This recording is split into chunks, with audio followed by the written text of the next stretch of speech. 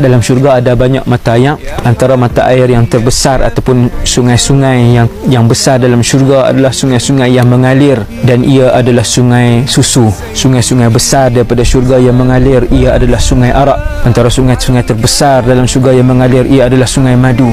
Dan antara sungai yang terbesar yang mengalir dalam syurga, ia adalah sungai jernih ni.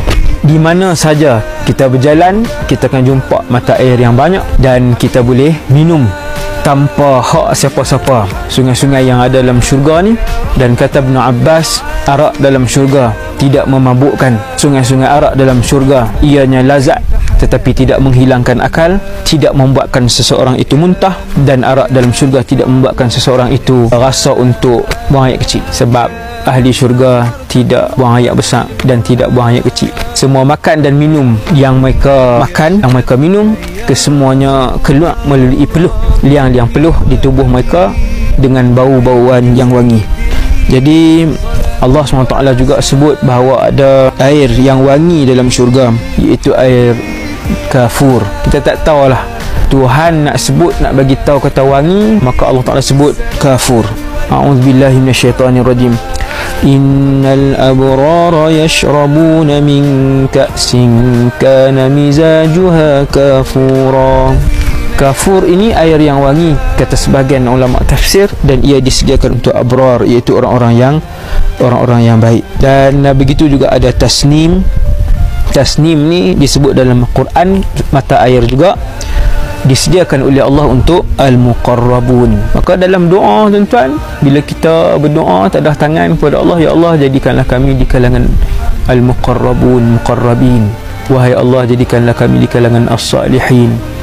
Wahai Allah, jadikanlah kami di kalangan al-abrar. Ini sifat-sifat abrar, muqarrabun, salihun, siddiqun, orang-orang yang dengan sifat-sifat itu Allah Ta'ala masuk mereka dalam syurga. Jadi tuan-tuan yang dirahmati Allah sekalian, itulah makanan dan minuman dalam syurga. Orang yang dengar apa yang Allah sedia dalam syurga, makan dan minum, insya-Allah dia akan jaga mulai hari ini. Makan dan minum dia dengan makan dan minum yang halal, makan dan minum yang daripada hak dia, makan dan minum yang tidak memudaratkan, insya-Allah. Sabar dengan ujian yang Allah bagi. Setiap ujian yang Allah bagi, bila kita teringat nikmat syurga, tengok balik apa yang Allah sedia dalam syurga, orang yang Allah uji untuk tak boleh makan, tak boleh minum, sabar. InsyaAllah 30 tahun, insyaAllah 20 tahun sahaja, insyaAllah 10 tahun.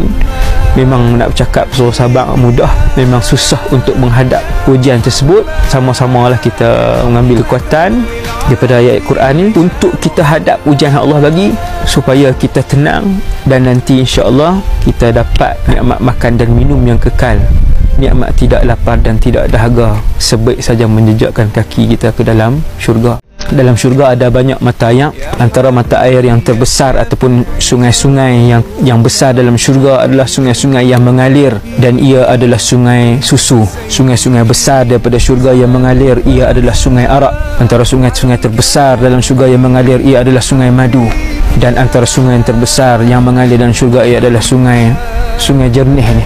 Di mana saja kita berjalan, kita akan jumpa mata air yang banyak dan kita boleh minum tanpa hak siapa-siapa. Sungai-sungai yang ada dalam syurga ni, dan kata Ibn Abbas, arak dalam syurga tidak memabukkan. Sungai-sungai arak dalam syurga ianya lazat tetapi tidak menghilangkan akal, tidak membuatkan seseorang itu muntah, dan arak dalam syurga tidak membuatkan seseorang itu rasa untuk buang air kecil. Sebab ahli syurga tidak buang air besar dan tidak buang air kecil. Semua makan dan minum yang mereka makan, yang mereka minum, kesemuanya keluar melalui peluh, liang-liang peluh di tubuh mereka dengan bau-bauan yang wangi. Jadi Allah SWT juga sebut bahawa ada air yang wangi dalam syurga, iaitu air kafur. Kita tak tahulah, Tuhan nak sebut, nak bagi tahu kata wangi, maka Allah Ta'ala sebut kafur. A'udzubillahi minasyaitanirrajim. Innal abrara yashrabuna min ka'sin kana mizajuha kafura. Kafur ini air yang wangi, kata sebahagian ulama tafsir, dan ia disediakan untuk abrar, iaitu orang-orang yang baik. Dan begitu juga ada tasnim.